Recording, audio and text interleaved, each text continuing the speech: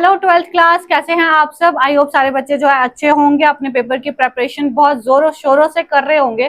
तो स्टूडेंट्स, आपकी प्रेपरेशन में एक छोटी सी हेल्प लेके आई हूं मैं, जो है आपका ये आप देख सकते हैं जेके बोस क्लास 12th बायोलॉजी का एक ब्लूप्रिंट जिसमें हम डिस्कस करेंगे आपके हाई वेटेज चैप्टर्स जिनसे आप ज्यादा स्कोर कर सकते हैं। ज्यादा स्कोर इन द सेंस कि अगर आपने सारा सिलेबस पढ़ लिया हुआ है तो आपने अब इन उन चैप्टर्स के ऊपर ध्यान देना है जो मैं आपको यहाँ पे बताऊंगी। एंड स्पेसिफिकली आपके लिए मैं टॉपिक्स भी लेकर आई हूँ जिन टॉपिक्स को आपने स्टडी करना है फॉर योर बोर्ड एग्जाम्स। और इसमें हाई प्रायोरिटी, लो प्रायोरिटी आप यहाँ पे देख सकते हैं, high priority, super high priority यहाँ पे मेंशन्ड है। मींस ये ऐसे चैप्टर्स है जो आपको ज्यादा से ज्यादा स्कोर करवा सकते हैं। किसमें? लॉन्ग आंसर्स अटेम्प्ट करके। अगर आपके लॉन्ग आंसर्स ठीक है तो आपके मैक्सिमम मार्क्स कहीं नहीं गए। लॉन्ग आंसर्स ठीक होंगे, आप शॉर्ट आंसर्स ऑब्वियसली करके आओगे, ऑब्जेक्टिव्स करने ही करने हैं आपने। सो स्टूडेंट्स, ये है 12th क्लास बायोलॉजी का ब्लूप्रिंट जिसमें आपको पता है बॉटनी और जोलॉजी दो सेक्शंस आएंगे। Botany 35 marks and zoology 35 marks. 35 marks सुनने में कम लगते हैं लेकिन स्कोर करने में बहुत मुश्किल लगेगा। ये मुश्किल आपकी इजी करने के लिए हम लेके आए आपकी बायोलॉजी का ब्लूप्रिंट। और इस ब्लूप्रिंट में हम अब देखेंगे कि कौन सा चैप्टर जो है वो कितनी वेटेज रखता है, उस पर कितना फोकस करना है और स्पेशली उसके अंदर किस टॉपिक के ऊपर आपने फोकस करना है।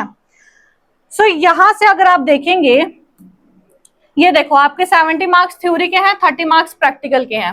ओके, 70 मार्क्स थ्योरी है, 30 मार्क्स प्रैक्टिकल है और 70 में भी आपको पता है 35 और 35 के डिस्ट्रीब्यूशन है। 35 आपके बॉटनी के हैं, 35 आपके जोलॉजी के हैं। ओके, पता है आपको नॉर्मली जो पेपर होता है बोर्ड का वो होता है 3 घंटे का, राइट। लेकिन बायो के पेपर में ऐसा है कि आपको दोनों सब्जेक्ट्स करने के लिए 1.5 आवर मिलता है, यानी कि 1.5 घंटे में आपने ये 35 मार्क्स स्कोर करने जितना पेपर करना है। अब वो कैसे करोगे, तो स्पेशल टॉपिक्स हम आपके लिए लेके आए हैं। सबसे पहले देखो कि कौन से यूनिट्स, सबसे पहले आपके बॉटनी के टॉपिक्स। बॉटनी पे आपने किन किन यूनिट्स पे ध्यान देना है, उन यूनिट्स के अंदर किन किन चैप्टर्स पे ध्यान देना और ये कितने मार्क्स कैरी करेंगे। तो सबसे पहले बॉटनी डिस्कस करेंगे। इसमें है unit 1 sexual reproduction in flowering plants. जो sexual reproduction in flowering plants है ये आपको 7 मार्क्स स्कोर करके देगा पेपर में। ये हाई प्रायोरिटी वाला चैप्टर है। हाई प्रायोरिटी वाला मीन्स आपने इस चैप्टर को छोड़ना नहीं है, ये आपको 7 मार्क्स एग्जाम में दिला सकता है।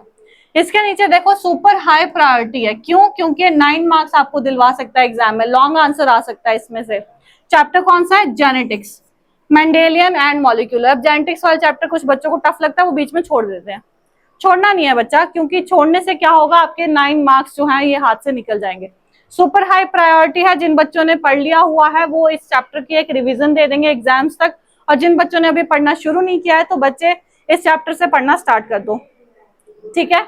नेक्स्ट देखेंगे हम जो biology and welfare, human welfare unit है, थर्ड यूनिट। ये है टोटल 7 मार्क्स का बॉटनी में, यानी कि बॉटनी में 7 मार्क्स का क्वेश्चन आएगा इस चैप्टर में से, इस यूनिट में से, और ये है मीडियम प्रायोरिटी पे हम इसको रखेंगे। यानी कि अगर हम इस चैप्टर के ऊपर बायोलॉजी एंड ह्यूमन वेलफेयर के ऊपर बाद में भी ध्यान देंगे तो ज्यादा टेंशन नहीं है। नेक्स्ट देखो इकोलॉजी एंड इन्वायरमेंट यूनिट है। इकोलॉजी एंड इन्वायरमेंट यूनिट है, इससे क्वेश्चंस आएंगे बॉटनी में। कितने मार्क्स का? 12 मार्क्स का, सुपर हाई प्रायोरिटी चैप्टर। इस इकोलॉजी एंड इन्वायरमेंट वाले यूनिट को आप मिस नहीं करेंगे। बॉटनी में आपने किस पे ध्यान देना है? सुपर हाई प्रायोरिटी एक, दूसरा चैप्टर्स कौन कौन से हैं? जेनेटिक्स वाला एंड इकोलॉजी एंड इन्वायरमेंट। इन दो चैप्टर्स के ऊपर आप स्पेशल फोकस रखेंगे। देन आपका फोकस जाएगा sexual reproduction in flowering plants पे। देन उसके बाद आपका फोकस आएगा बायोलॉजी एंड ह्यूमन वेलफेयर पे, ठीक है स्टूडेंट्स। ये थी आपकी बॉटनी जो ऑलमोस्ट कितना कवर करेगी? 35 मार्क्स आपके कवर करेगी। यहाँ पे आप देख सकते हैं 35 मार्क्स, टोटल 35 मार्क्स होते हैं, ठीक है। नेक्स्ट देखते हैं जोलॉजी हमें कितने मार्क्स कहाँ से दिलवा सकता है। जोलॉजी कितने मार्क्स कहाँ से दिलवा सकता है? ये आ गया जोलॉजी का सेक्शन। 4 यूनिट जोलॉजी के पास हैं। कौन कौन से यूनिट्स हैं? पहला यूनिट है human reproduction and reproductive health. Human reproduction and reproductive health 11 marks का क्वेश्चन है, यानी कि यहाँ से आपका एक लॉन्ग आंसर ऑब्वियसली आने वाला है। सुपर हाई प्रायोरिटी, क्योंकि लॉन्ग आंसर्स को आप छोड़ोगे नहीं, लॉन्ग आंसर्स करने ही करने हैं। सेकंड देखो genetics and evolution. Genetics and evolution यहाँ पे हमारे पास बॉटनी में भी है, जोलॉजी में भी है। बॉटनी में आपको मेंडेलियन और मॉलिक्यूलर से कॉन्सेप्ट्स पूछ सकते हैं। बाकी जो जितने भी टॉपिक्स बच गए वो सारे के सारे जेनेटिक्स एंड इवोल्यूशन, जो इवोल्यूशन चैप्टर है ना उसमें से पूछेंगे। उसमें आपकी डार्विन्स कॉन्सेप्ट ऑफ थ्योरी है, बिग बैंग थ्योरी है, जितने भी थ्योरीज है वो आपको आ सकते हैं कि इवोल्यूशन हुई कैसे। तो इवोल्यूशन वाला पार्ट जूलॉजी कवर करेगा। 12 मार्क्स, यानी कि इसमें आपका लॉन्ग आंसर, शॉर्ट आंसर, यहाँ पे भी आपके लॉन्ग आंसर, शॉर्ट आंसर और साथ में कुछ ऑब्जेक्टिव्स बन सकते हैं। सो ये भी क्या है हमारा जूलॉजी के लिए हाई प्रायोरिटी चैप्टर है। ये दोनों यूनिट्स करने के बाद, ह्यूमन रिप्रोडक्शन, रिप्रोडक्टिव हेल्थ और जेनेटिक्स एंड इवोल्यूशन करने के बाद, जब ये दोनों आपने अच्छे से कवर कर लिया, अपने 11 और 12 मार्क्स सिक्योर कर लिए, यानी 23 मार्क्स आपके कहीं नहीं गए, सिक्योर्ड है। उसके बाद देन आप आएंगे मीडियम प्रायोरिटी पे, जिसमें आपने स्टडी करना है बायोलॉजी इन ह्यूमन वेलफेयर। इसमें आप हेल्थ एंड डिजीजेस को पढ़ेंगे, इसमें आपने पढ़ना है हेल्थ एंड डिजीजेस को। बायोलॉजी इन ह्यूमन वेलफेयर यहाँ पर भी है। बॉटनी में 7 मार्क्स का है, जूलॉजी में 7 मार्क्स का है। चैप्टर एक ही है, बट इसमें से कुछ कॉन्सेप्ट जो है जूलॉजी में पूछे जाएंगे, जैसे हेल्थ और डिजीज, और कुछ कॉन्सेप्ट जो है वो बायोलॉजी बॉटनी में पूछे जाएंगे, जिसमें माइक्रोब्स वगैरह का थोड़ा कॉन्सेप्ट आएगा। सो ये स्कोर करके देगा आपको 7 मार्क्स, जिसमें आप मीडियम प्रायोरिटी पे इसको रखोगे। उसके बाद देखिए biotechnology and it's applications. Biotechnology and its application unit है, ये है 5 मार्क का और ये है हाई प्रायोरिटी वाला चैप्टर। हाई प्रायोरिटी क्यों? क्योंकि इसमें से 2-3 शॉर्ट आंसर्स आएंगे और आपका ऑब्जेक्टिव आ सकता है। सो बायोलॉजी एंड इट्स एप्लीकेशंस छोड़ने वाला चैप्टर नहीं है। तो जूलॉजी में आप किस चैप्टर के ऊपर ध्यान देंगे? सबसे पहले ह्यूमन रिप्रोडक्शन, रिप्रोडक्टिव हेल्थ। इसमें भी आपने किस पे ध्यान देना? जो स्ट्रक्चर्स दिए हुए हैं, male reproductive system, female reproductive system, उनकी डायग्राम, oogenesis, स्पर्मेटोजेनेसिस, ये सारा करके जाना आपने with diagram, first priority. Second आप देंगे प्रायोरिटी जेनेटिक्स एंड इवोल्यूशन को, जिसमें इवोल्यूशन के रिलेटेड आपसे क्वेश्चंस पूछे जाएंगे।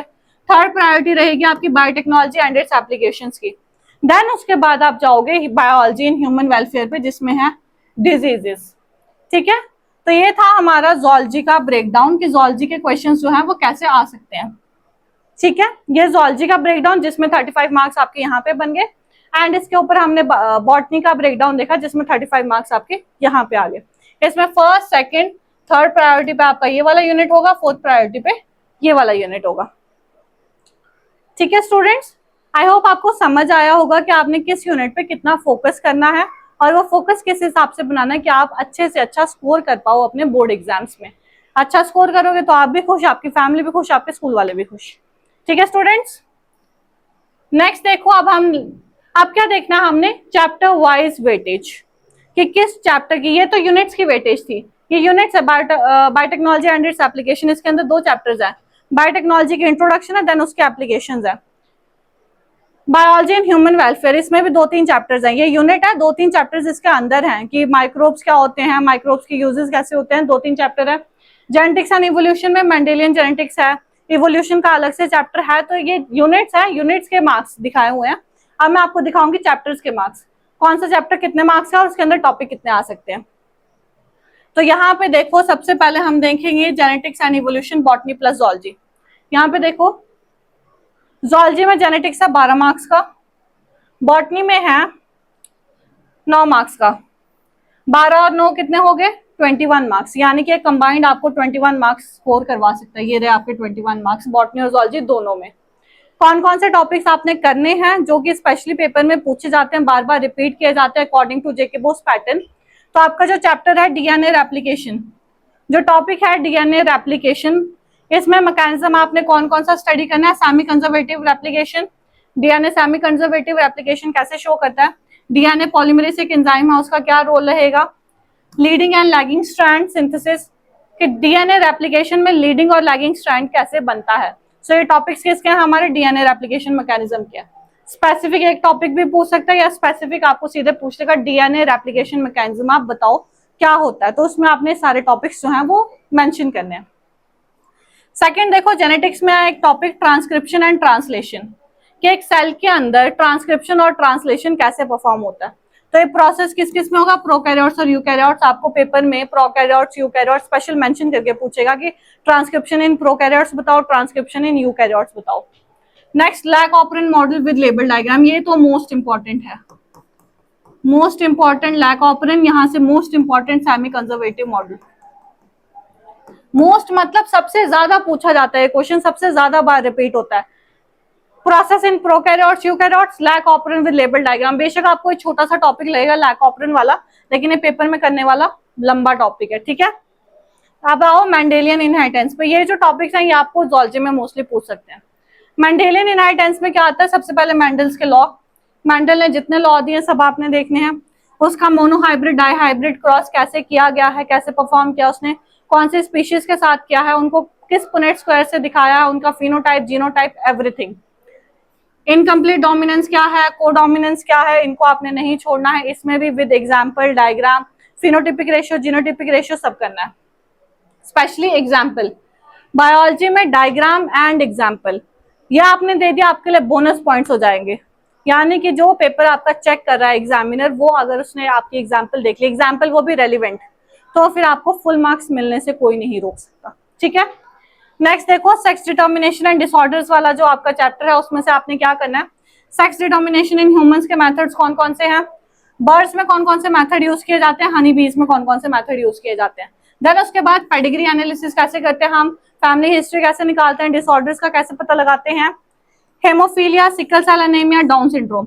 हेमोफीलिया, सिकल सेल एनीमिया ज्यादा पूछते हैं, फिनाइल कीटोन्यूरिया, थैलेसीमिया, इनके ऊपर फोकस मत करना, ज्यादा ध्यान आपने हेमोफीलिया, सिकल सेल एनीमिया पे देना है, किस जीन की वजह से होते हैं, ये कैसे होते हैं, इस डिजीज का क्योर क्या है, सब कुछ।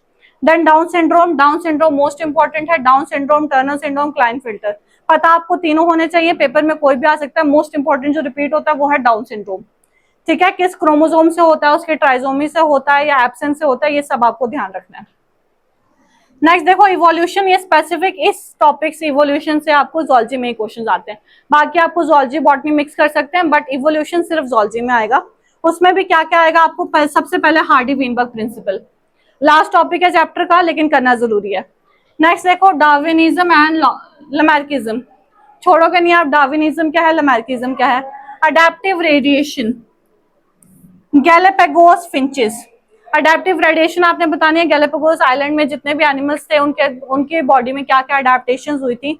ये चैप्टर बहुत इंपॉर्टेंट है, ज़ूलॉजी की नजर से बहुत इंपॉर्टेंट है। और ये जितने भी टॉपिक्स दिए हैं, अगर आपने सारे कवर कर लिए तो ये 21 मार्क्स आपको जरूर मिलेंगे ही मिलेंगे, मिलेंगे ही मिलेंगे, कोई नहीं रोक सकता। नेक्स्ट देखो, एक यूनिट हो गया हमारा genetics and evolution. Next unit देखो, इकोलॉजी एंड एनवायरनमेंट, जो किसका है, बॉटनी का है। इस इकोलॉजी और एनवायरनमेंट के जितने भी टॉपिक्स हैं सारे के सारे आपसे बॉटनी में पूछे जाएंगे, तो एक कंप्लीटली बॉटनी पे फोकस्ड है, अकेला ये 12 मार्क्स का है। ठीक है, देखो क्या बोल रहा है, सबसे पहले पॉपुलेशन इंटरेक्शंस जितनी भी दी गई हैं आपकी बुक में, म्यूचुअलिज्म है, कंपटीशन है, प्रीडेशन, पैरासिटिज्म, इससे डायरेक्ट आपको शॉर्ट या लॉन्ग क्वेश्चन पूछेगा। शॉर्ट क्वेश्चन आपके 2 या 3 मार्क्स के हो सकते हैं, लॉन्ग क्वेश्चन आपके 5 मार्क्स के होते हैं, 5 से ज्यादा बड़े नहीं होते, 5 या 7 नंबर का आपको लॉन्ग आंसर आएगा, depending on the pattern. Next, ecosystem structure and functions, ecosystem structure and function में से इकोलॉजिकल पिरामिड्स मोस्ट इंपॉर्टेंट आने ही आने, ecological of pyramid of number, pyramid of biomass, pyramid of energy, ये है क्या, इसमें हम किस इकोसिस्टम के एग्जांपल लेंगे, उस पिरामिड की डायग्राम आपने करनी ही करनी है। Next, carbon and phosphorus cycle, carbon और फास्फोरस एक इकोसिस्टम में कैसे साइकिल करता है। Then ecological succession, ecological succession भी आपने करना है, ये भी आपने छोड़ना नहीं है। नेक्स्ट देखो, बायोडाइवर्सिटी एंड कंजर्वेशन में कौन सा आ जाएगा, ये इन सीटू और ex situ conservation. Simple topic है, ज्यादा टफ भी नहीं है, लेकिन आपको ये अगर ये लॉन्ग आंसर में आ गया तो आपके लिए सबसे इजी रहेगा, क्योंकि इन सीटू एक्स सीटू में ज्यादा कुछ है नहीं करने वाला। 5 नंबर का लॉन्ग आंसर आएगा तो आपने उसमें मिनिमम 7-8 पॉइंट लिखने हैं कि बीच में अगर किसी में गलती हो भी गई तो आपको मार्क्स मिल जाए। यह है in situ ex situ conservation. Then sacred groups करने हैं आपने, बायोडाइवर्सिटी, हॉटस्पॉट्स करने हैं, हॉटस्पॉट से आपको शॉर्ट आंसर क्वेश्चन आता है, लॉन्ग आंसर नहीं आता है। ठीक है, evil quartet, causes of biodiversity loss, evil quartet पूछ लेगा या फिर कॉजेज ऑफ बायोडाइवर्सिटी लॉस पूछेगा, दोनों का मतलब सेम है, आपने क्वेश्चन करके आना, छोड़ना नहीं है। तो ये था बॉटनी का इकोलॉजी और एनवायरनमेंट, बॉटनी में ये वाले टॉपिक्स पूछ सकते हैं, एंड ज़ूलॉजी, बॉटनी ज़ूलॉजी का जेनेटिक्स और इवोल्यूशन हमने देख लिया। नेक्स्ट देखो, human reproduction and reproductive health, ये तो है ज़ूलॉजी का, ये आपको 11 नंबर स्कोर करके दे सकता है, यानी कि यहाँ से आपको लॉन्ग आंसर आएगा। ठीक है, लॉन्ग आंसर आपको पता है 2 आते हैं, वो भी और में आते हैं, लॉन्ग आंसर्स 2 आते हैं, वो भी और में आते हैं। तो यहाँ से आपको लॉन्ग आंसर कौन सा पूछ सकते हैं, गैमेटोजेनेसिस टॉपिक में से आपको spermatogenesis, oogenesis, schematic diagram and differences दोनों आ सकता है। स्पर्मेटोजेनेसिस अलग से पूछ लेगा, oogenesis अलग से पूछ लेगा, या दोनों का डिफरेंस पूछ लेगा। तो किसी भी क्वेश्चन में आप ये डायग्राम नहीं छोड़ोगे, डायग्राम करनी ही करनी है। स्पर्मेटोजेनेसिस oogenesis की डायग्राम आपकी बुक में मेंशन्ड है। फिर जो फीमेल रिप्रोडक्टिव सिस्टम है या मेंस्ट्रुअल साइकिल है, उसमें आपने किस चीज पे फोकस करना है? Hormonal control curve, phase wise changes. ये कर्व आपकी बुक में गिवन है, फेज वाइज चेंजेस भी गिवन है कि मेंस्ट्रुअल साइकिल के टाइम पे कौन सी चेंजेस आती हैं फीमेल रिप्रोडक्टिव सिस्टम में, वो और फीमेल रिप्रोडक्टिव सिस्टम पूरा। ठीक है, नेक्स्ट देखो फर्टिलाइजेशन एंड डेवलपमेंट टॉपिक है, उसमें आपने क्या ध्यान रखना है? ब्लास्टोसिस्ट की फॉर्मेशन कैसे हो रही है, उसकी इम्प्लांटेशन कैसे हो रही है, उसके प्लेसेंटा के फंक्शंस क्या क्या हैं, ये पूरा टॉपिक आएगा आपका फर्टिलाइजेशन एंड डेवलपमेंट में। अगर क्वेश्चन पूछ लिया क्या फर्टिलाइजेशन एंड डेवलपमेंट बताओ एक ह्यूमन बीइंग का, तो आपने उसमें ब्लास्टोसिस्ट, इम्प्लांटेशन, प्लेसेंटा फंक्शन सब बताना है। नेक्स्ट देखो contraception and art. Contraception and art में क्या है? आईवीएफ क्या है, ZIFT क्या है, GIFT, ICSI, डेफिनेशंस और एप्लीकेशंस इसके सब करनी है आपने। आईवीएफ की डेफिनेशन और इसकी फुल फॉर्म, ये आपको 1 मार्कर क्वेश्चंस में भी आ सकता है। आईवीएफ की फुल फॉर्म, ZIFT की, GIFT की, तो जितनी फुल फॉर्म्स आप सारी करके जाएंगे, क्योंकि ये आपको ज्यादा 2 या 3 नंबर में आ सकता है। और ये जो ऊपर वाला टॉपिक था गैमेटोजेनेसिस हो गया, फीमेल रिप्रोडक्टिव या फर्टिलाइजेशन, रिप्रोडक्शन चैप्टर में से आपका लॉन्ग आंसर आना ही आना है। रिप्रोडक्टिव हेल्थ में से आपको लॉन्ग आंसर ना आके शॉर्ट आंसर आ सकता है एंड ऑब्जेक्टिव्स आ सकते हैं। ठीक है, 11 नंबर का आपका चैप्टर रहेगा। नेक्स्ट देखो सेकंड प्रायोरिटी पे कौन से चैप्टर्स है हमारे? बॉटनी का है sexual reproduction in flowering plant, जो सेकंड प्रायोरिटी पे रखेंगे, थोड़े लो प्रायोरिटी, ये आपको 7 मार्क्स का मिलेगा। अब इस 7 मार्क्स में आपसे पूछ क्या सकते हैं? स्पोरोजेनेसिस एंड एम्ब्रियो सैक में से सबसे पहले माइक्रोस्पोरोजेनेसिस। माइक्रोस्पोरोजेनेसिस यानी आपने पोलन ग्रेन की डेवलपमेंट दिखानी है। मेगास्पोरोजेनेसिस यानी आपने ओवम की डेवलपमेंट शो करनी है। Diagram of mature 7 celled, 8 celled, 8 nucleate embryo sac. Diagram specifically ये दोनों टॉपिक्स तो आएंगे ही आएंगे। डायग्राम मैच्योर 7 सेल स्टेज की या फिर 8 न्यूक्लिएट एम्ब्रियो सैक की भी आपसे पूछ सकते हैं कि 8 न्यूक्लिएट एम्ब्रियो सैक बनता कैसे या 7 सेल स्टेज कैसे आती है। नेक्स्ट देखेंगे डबल फर्टिलाइजेशन में क्या है? Process of syngamy and triple fusion. Process of syngamy and triple fusion, syngamy कैसे होती है, कौन से सेल्स के बीच में होते हैं, ट्रिपल फ्यूजन किन सेल्स के बीच में होते हैं, हम उसको ट्रिपल फ्यूजन क्यों बोलते हैं, आपने एक्सप्लेन करना है इस क्वेश्चन में। नेक्स्ट देखो pollination and special types. Pollination भी पूछा जाता है, मोस्टली आपको डिफरेंस या डेफिनेशन में पूछेगा शॉर्ट आंसर में। क्या होगा? ऑटोगैमी, गिटनोगैमी, जीनोगैमी, ये तीनों आपके पॉलिनेशन के टॉपिक्स हैं। एंड इसके स्पेशल टाइप्स में adaptations for wind and insect pollination. Wind और पॉलिनेशन बाय विंड को हम क्या बोलते हैं, पॉलिनेशन बाय इंसेक्ट को क्या बोलते हैं, आपको ये क्वेश्चन पूछ सकता है। ठीक है, या फिर एक स्पेसिफिक नेम दे दिया होगा, उसमें आपने बताना है कि पॉलिनेशन बाय विंड है, इंसेक्ट है और एनिमल है। एपोमिक्सिस और पॉलीएम्ब्रियोनी, ये आप टॉपिक नहीं छोड़ोगे। एपोमिक्सिस हो गया, पॉलीएम्ब्रियोनी हो गया, और इसमें एक और कॉन्सेप्ट है बॉटनी का है पार्थेनोजेनेसिस। पार्थेनोजेनेसिस एंड पार्थेनोकार्पी, आप वो भी ऐड करेंगे इसमें, क्योंकि वो भी आपको 1 मार्कर क्वेश्चन में पूछ सकते हैं शॉर्ट, वेरी शॉर्ट में। पार्थेनोजेनेसिस बोल लेंगे आप या पार्थेनोकार्पी। ठीक है स्टूडेंट्स, ये हो गया बॉटनी का chapter, sexual reproduction in flowering plants. अब देखते हैं जूलॉजी का नेक्स्ट चैप्टर जो है biotechnology and its application, 5 marks का। 5 मार्क्स या डायरेक्ट इसमें से एक लॉन्ग आंसर आ जाएगा, या फिर इसकी ब्रेकडाउन करके एक शॉर्ट और ऑब्जेक्टिव डाल देंगे, या 2 शॉर्ट्स आ जाएंगे, तो 5 मार्क्स का आपका चैप्टर रहेगा। क्या क्या करना है इसमें? रिकम्बिनेंट डीएनए टेक्नोलॉजी है, जिसमें आपने क्या स्टडी करना है? रेस्ट्रिक्शन एंजाइम जितने भी है, एंडोन्यूक्लियसिस, एक्सोन्यूक्लियसिस, उनका वर्क क्या है, फंक्शन क्या है, कैसे रोल करते हैं सारा। डीएनए लाइगेज का काम क्या है, वो डीएनए में कहाँ अटैच होता है, कैसे आता है, वेक्टर्स कैसे यूज करते हैं, या steps of recombinant DNA technology, कि हम रिकम्बिनेंट डीएनए टेक्नोलॉजी को यूज कैसे करते हैं, उसके आपने सारे स्टेप्स करने हैं। प्रोसेसेस एंड एप्लीकेशन जो हमारे बायोटेक्नोलॉजी का चैप्टर है, इसमें से आपने सबसे पहले क्या करना है? PCR process, denaturation. पीसीआर का पूरा प्रोसेस, जिसमें डीनेचुरेशन, एनीलिंग एंड एक्सटेंशन पूरा प्रोसेस आएगा। ठीक है, तीनों स्टेप्स लिखने हैं। बीटी कॉटन या क्राइजीन्स क्या होते हैं, जीन थेरेपी हम कैसे देते हैं, एडीए डेफिशिएंसी, आरएनए इंटरफेरेंस या आरएनएआई, आपने सब करना है। अब ब्रैकेट में नाम मेंशन्ड है, तो ऐसा नहीं है कि अगर आपको सिर्फ पीसीआर प्रोसेस पूछ लेंगे तो आप पीसीआर की डेफिनेशन लिख देंगे, खत्म कर देंगे। उसमें आपने तीनों प्रोसेसेस मेंशन करने हैं। डीनेचुरेशन कैसे करते हैं, उसमें कौन से स्टेप्स इन्वॉल्व है, अनीलिंग कैसे होती है, एक्सटेंशन कैसे होता है। ये था बायोटेक्नोलॉजी जूलॉजी का चैप्टर, जो कि आपको 5 मार्क्स का रहेगा। या तो इसमें से एक लॉन्ग आंसर आ जाएगा, या फिर इसकी ब्रेकडाउन करके 2 शॉर्ट्स डाल देंगे, या फिर एक शॉर्ट एक आपको ऑब्जेक्टिव आ जाएगा। अब यहाँ पे देखो डायरेक्ट स्कोरिंग टॉपिक्स कौन कौन से आपके बॉटनी जूलॉजी मिला के ये 14 मार्क्स का है। डायरेक्ट स्कोरिंग यानी कि अगर आपने टॉपिक्स कर लिए तो मुफ्त के नंबर हैं, इनकी आपको टेंशन लेनी है। जिनमें मेहनत करनी है वो मैं आपको बता चुकी हूँ, जिसमें आपने डायग्राम्स, फ्लो चार्ट सब करने हैं। सो इसमें क्या क्या रहेगा, बायोलॉजी एंड ह्यूमन वेलफेयर है, इससे बॉटनी और जूलॉजी दोनों क्वेश्चन आएंगे। सबसे पहले देखो human health and diseases. Human health and diseases आपको मोस्टली जूलॉजी में पूछा जा सकता है। क्या क्या करना है आपने इसमें, life cycle of Plasmodium, malaria, malaria जो डिजीज कॉज होती है किसकी वजह से होती है, प्लाज्मोडियम, उसका लाइफ साइकिल पूरा करना है। इम्यूनिटी में आपने इनेट वर्सेस एक्वायर्ड इम्यूनिटी लिखनी है। एक्टिव वर्सेस पैसिव इम्यूनिटी दोनों पूछ सकते हैं आपसे, डिफरेंस में पूछ सकते हैं, डेफिनेशंस पूछ सकते हैं। एड्स क्या होता है, इसका एचआईवी का structure, application, AIDS most important topic है, आपको कभी भी आ सकता है। एड्स अगर मैं लिखूंगी तो एड्स आपका मोस्ट इंपॉर्टेंट है।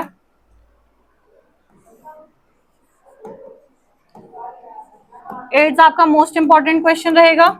नेक्स्ट देखो cancer, benign and malignant cancer. Benignant cancer कौन सा होता है, मैलिग्नेंट कैंसर कैसा होता है, ये दोनों वर्ड्स जब पेपर में आते हैं ना तो स्टूडेंट्स कंफ्यूज हो जाते हैं कि हमने सिर्फ एक टाइप का कैंसर पढ़ा था, हमने क्या लिखना है। तो स्टूडेंट्स अभी आपके पास टाइम है, आप फोकस करेंगे और ध्यान देंगे कि बेनिग्नेंट और मैलिग्नेंट कैंसर कौन सा होता है। बेनिग्नेंट यानी कि जो स्टार्टिंग स्टेज होती है कैंसर की, और मैलिग्नेंट जो कि क्योरेबल नहीं है। ठीक है स्टूडेंट्स, तो ये दोनों नाम आपने स्पेशली याद रखने। कैंसर के साथ कोई भी एक वर्ड पूछ लेगा, आपने उसका आंसर करना है, इसको छोड़ के नहीं आना। नेक्स्ट देखो माइक्रोब्स इन ह्यूमन वेलफेयर में क्या क्या है। सीवेज ट्रीटमेंट प्लांट, हम एक सीवेज को कैसे ट्रीट करते हैं, उसमें प्राइमरी और सेकेंडरी मेथड्स कौन कौन से यूज होते हैं। बायोगैस प्लांट क्या होता है, वहां पे बायोगैस कैसे बनती है, कौन से माइक्रोब की हेल्प से बनती है। Bio fertilizers, bio pesticides. First section जो है इसका ह्यूमन हेल्थ एंड डिजीज, ये पूरा जूलॉजी का है। इस वाले सेक्शन से आपको जूलॉजी में क्वेश्चन आएंगे, और ये जो नीचे वाला सेक्शन है इससे आपको बॉटनी में क्वेश्चन आएंगे। ठीक है, क्वेश्चंस जूलॉजी बॉटनी दोनों में आ सकते हैं। 14 मार्क्स कंटेन करता है, सो छोड़ने नहीं है आपने, डायरेक्ट स्कोरिंग है आपके लिए। इजी चैप्टर है, ज्यादा करने वाला कुछ नहीं है, इसमें टेक्नोलॉजी नहीं है, जस्ट आपने जो थ्योरी पढ़ी हुई है वो आपने पढ़नी है related to environment. Next microbes in industrial production. Industrial production में माइक्रोब्स कैसे यूज करते हैं, कौन सी वैक्सीन बनती है या एंटीबायोटिक्स बनते हैं। स्टैनिन्स एंड क्लाइसोपोरिन ए, साइक्लोस्पोरिन ए, ये वैक्सीन है, एंटीबायोटिक्स हैं, तो इनकी प्रोडक्शन कैसे होती है माइक्रोब्स के हेल्प से, वो आपने करना है। तो ये थे आपके 3 प्रायोरिटी वाले यूनिट्स। ये था थर्ड प्रायोरिटी पे जो डायरेक्ट स्कोरिंग टॉपिक्स है। अगर बच्चे ने सोचते हैं कि मैंने लॉन्ग सारे कवर कर लिए हैं और शॉर्ट उनके कुछ बचते हैं, आप ये वाले चैप्टर्स कर सकते हैं। नेक्स्ट सेकंड प्रायोरिटी पे आपका ये वाला था हाई वेटेज चैप्टर्स में sexual reproduction in flowering plants, जो कंप्लीट बॉटनी का है, and biotechnology and its application, जो कंप्लीट जूलॉजी का है। इससे पहले हम जो है वो कर चुके हैं हाई प्रायोरिटी, जिसमें जूलॉजी का एक ह्यूमन रिप्रोडक्शन वाला चैप्टर है, एंड बॉटनी का हमारा दूसरा चैप्टर रहेगा। बॉटनी का चैप्टर इसमें इकोलॉजी एंड एनवायरनमेंट और साथ में जेनेटिक्स एंड इवोल्यूशन। ठीक है स्टूडेंट्स, तो ये था आपका चैप्टर्स का ब्रेकडाउन जो आपने अपने पेपर के लिए प्रिपेयर करना है। ठीक है, अब आ जाते हैं हम एग्जाम टिप्स पे। अब ये जो ब्रेकडाउन था या ब्लूप्रिंट था, ये अब ये मत सोचना कि स्पेशली विंटर जोन के लिए है, समर जोन के लिए नहीं है। तो ये blueprint winter zone summer zone दोनों के लिए काम आएगा, क्योंकि उनके पेपर पैटर्न्स में कोई डिफरेंस नहीं है। विंटर जोन वाले स्टूडेंट्स के पेपर अभी आने वाले हैं कुछ मंथ्स में, तो students all the best, blueprint देख लो, अच्छे से प्रिपेयर करना स्टार्ट कर दो। और समर जोन वालों के पास भी कुछ ज्यादा खास टाइम नहीं है, 1 या 1.5 मंथ ज्यादा होगा।